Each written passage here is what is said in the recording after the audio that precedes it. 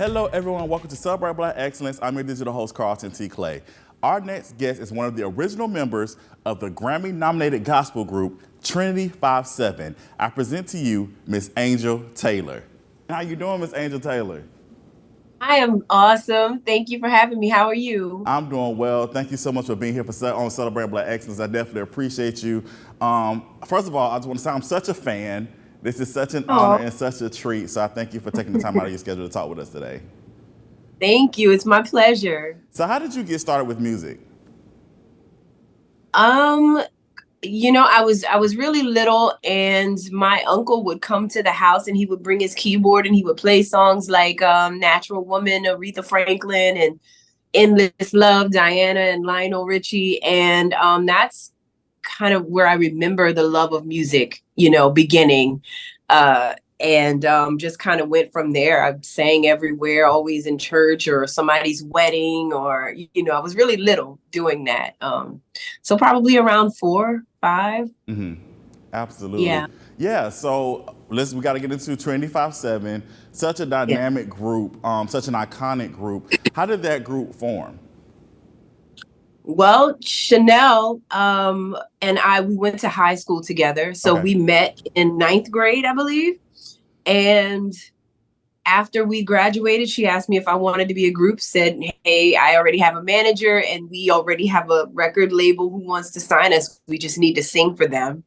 And I was like, "Of course." And that's kind of just how it came about. It was honestly, it was kind of magical.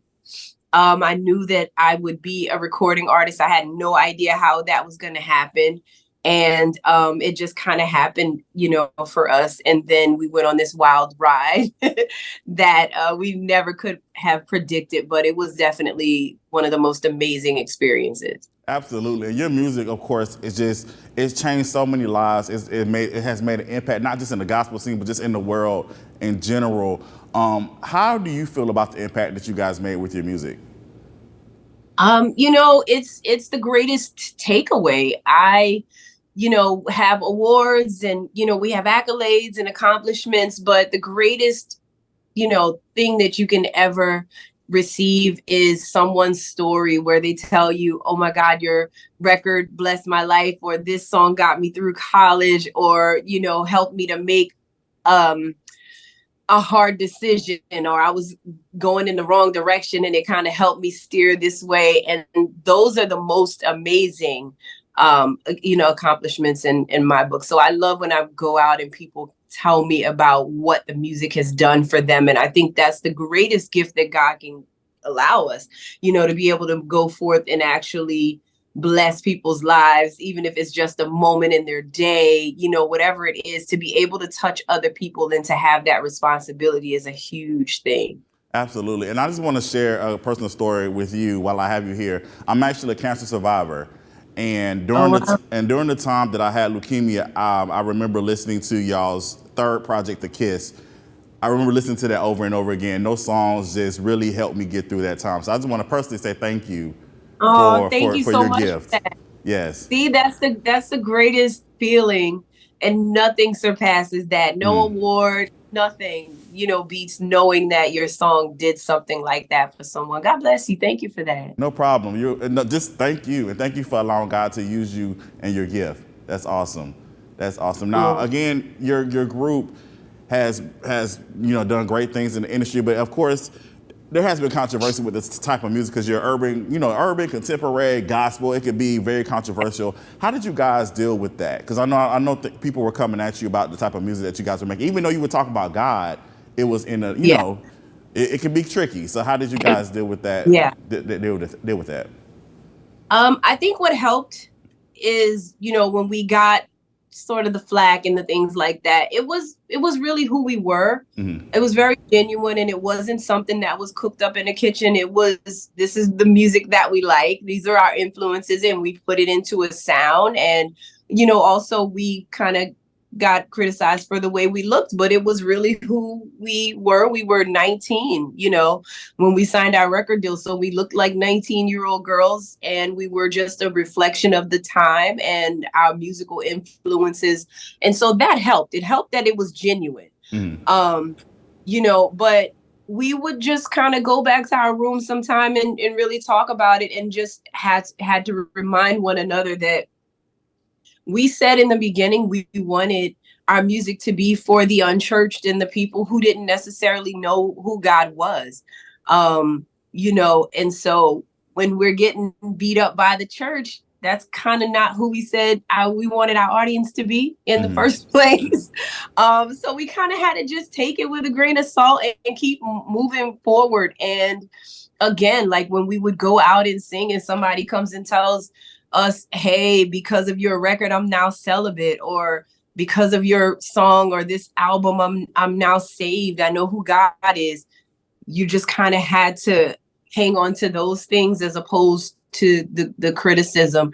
And that was what reminded us that we were doing what we're supposed to do and in line with our purpose. Absolutely. And I just want to say, as a young person growing up in Christ and growing up in the church, you guys definitely have made an impact on my life. And I know many people that you have made an impact on. So again, thank you for your gift. We definitely appreciate you. Thank you so much. No problem. Now let's talk about your solo career. You have solo music out there. You had your first solo #1 Billboard single in 2023 called Speak. Yes. Congratulations on that. Thank you. Yes. Thank you. So what can you tell us about Speak for people who haven't heard it? Like, tell us what inspired that song. Absolutely. It's a classic, written originally by Donnie McClurkin. And it's definitely a song that I grew up singing with my church choir. And when I first heard the track, I felt like, oh my gosh, we have to put our spin on this. And, for me, the lyrics, it's just that reminder that God is always speaking to us, but we have to be intentional about taking the time, making the space for him, and actually asking the right questions, even the small things in our lives. What direction, who do you want me to be around? What do you want me to do? And so I hope that is the takeaway when other people hear it. But I'm also always so interested in somebody else's perspective, because you can hear a lyric and I can hear a lyric and it mean completely different things, to both of us. And so it's always very interesting when I get other people's feedback as well. Absolutely, absolutely. So what's next for you, Angel? Like, what do you have next going on for you? Yeah, well, we have a new single due out really soon, and my EP will be out, and then the album will be out by the end of the year. So I'm extremely excited because I have so much music for people to hear.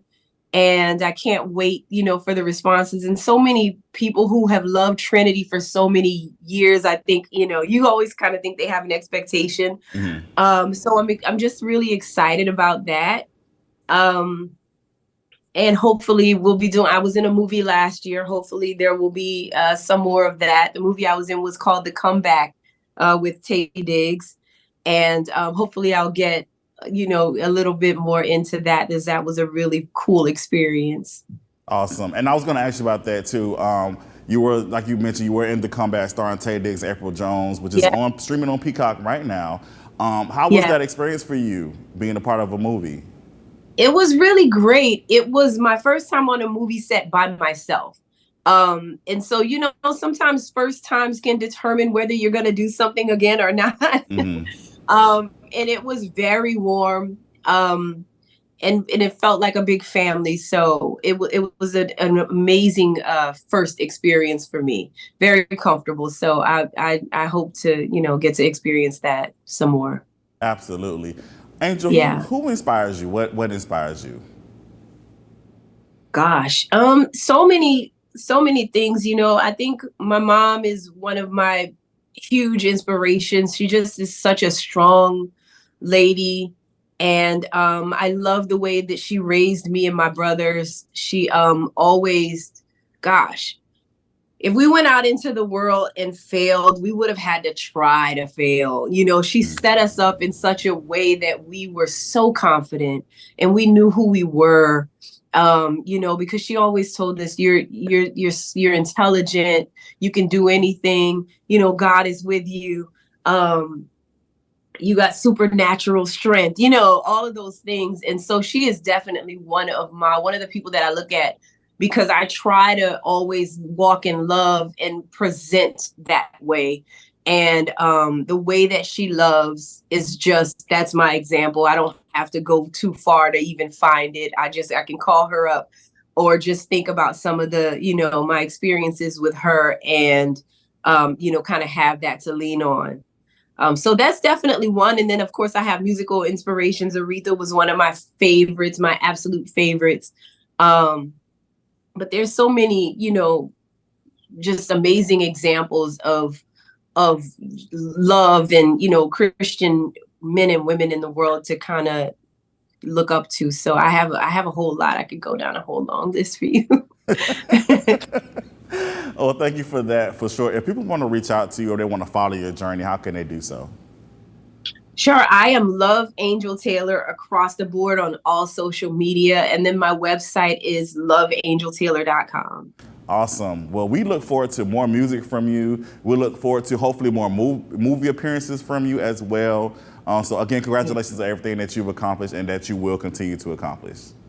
Thank you so much. Thank you for having me. No problem. Thank you so much for being here on Celebrate Black Excellence. And we definitely appreciate you, Angel. I am Carlton T. Clay. This is Celebrate Black Excellence, where we celebrate Black excellence every day. Have a good one.